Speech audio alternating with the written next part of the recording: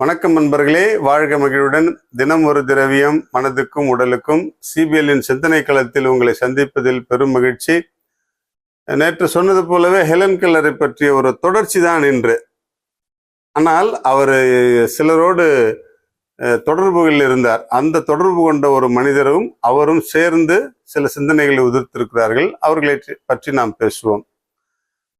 வாய் பேச முடியாத Helen Keller தனது பேசும் திறனுக்காக பல முயற்சிகள் செய்தும் கடைசி வரை தெளிவாக பேச முடியவில்லை.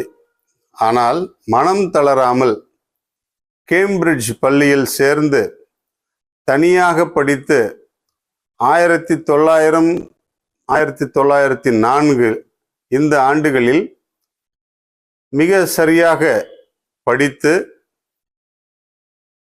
தன்னுடைய இளங்கலை பட்டம் பெற்றார். எந்த விதமான சலனமும் இல்லாமல் கொஞ்சம் கஷ்டப்பட்டு தான் அட்மிஷன் வாங்கி அதில் சேர்ந்து படித்து உழைத்து தன்னுடைய விடாமுயற்சியால் தொய்வின்றி உழைத்து இளங்கலை பட்டத்தை பெறுகிறார். கண் பார்வையின்றி, காது கேளாமல், முழு பேச்சுத்திறன் இல்லாமல் பல்கலைக்கழக பட்டம் பெற்ற முதல் பெண்மணி என்கின்ற சிறப்பு ஹெலன் கெல்லருக்கு உண்டு. நம்ம நல்லா இருக்கும்போதே நிறைய அரியர் வைக்கிறோம் இல்லையா? ஆனா எந்த விதமான அரியர்ஸும் இல்லாம இவ்வளவு குறைபாடுள்ள ஒரு பெண் டிகிரி வாங்குறாங்க, யூனிவர்சிட்டி டிகிரி வாங்குறாங்க, first time in the world. இது எல்லோருக்கும் ஒரு ஆச்சரியமான ஒரு விஷயம். அதோடு அவர்கள் நின்று விடவில்லை.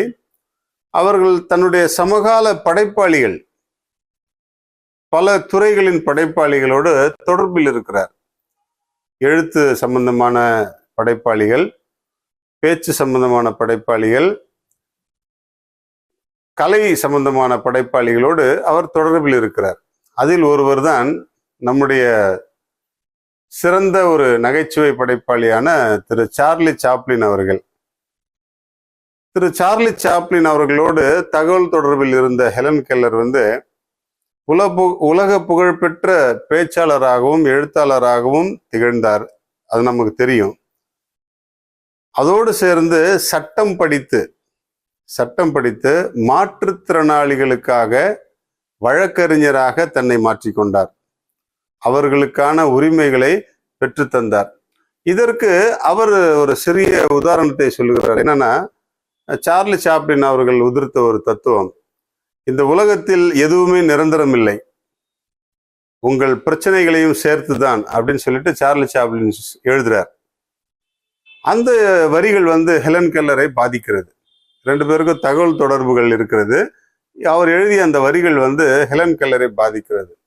இந்த உலகத்தில் எதுவுமே நிரந்தரம் இல்லை, உங்கள் பிரச்சனைகளையும் சேர்த்துத்தான். அந்த ஒரு நச்சுன்னு அந்த வரியை படிச்ச உடனே, நம்முடைய பிரச்சனைகளும் நிரந்தரம் இல்லை, பிறருடைய பிரச்சனைகளையும் தீர்ப்பதற்கு நாம் முன்வரும்பொழுது அந்த பிரச்சனைகளுக்கும் நிரந்தரமான இடமில்லை, அவற்றையும் துரத்தி விடலாம் என்று ஹெலன் கெல்லர் முடிவு செய்கிறார்.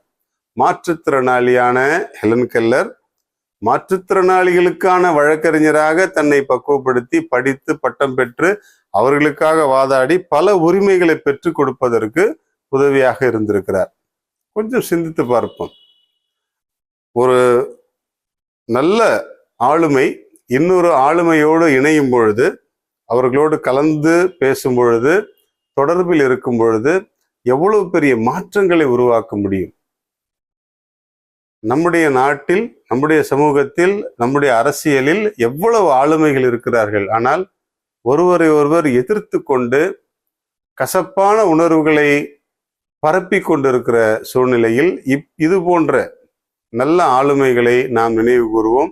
இதை போலவே எல்லா ஆளுமைக்குரியவர்களும் நடந்து கொண்டால் மக்களுக்கு தேவையான நல்ல காரியங்கள் நல்லபடியாக நிரந்தரமாக நடக்கும். அதில் எந்த விதமான ஐயமில்லை.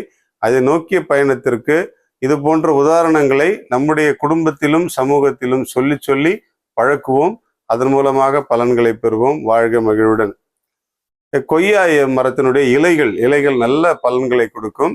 அந்த இலைகளை தளிராக எடுத்து கொதிக்க வைத்து பருகி வந்தால், தளிர் இலைகளை கொதிக்க வைத்து பருகி வந்தால் நீரிழிவு பாதிப்புகள், டயபெட்டிஸினுடைய எஃபெக்ட்ஸ் குறைய ஆரம்பிக்கும். இது உண்மைதான். எனவே பயன்படுத்தி பார்ப்போம், பலன் பெறுவோம். வாழ்க மகிழ்வுடன்.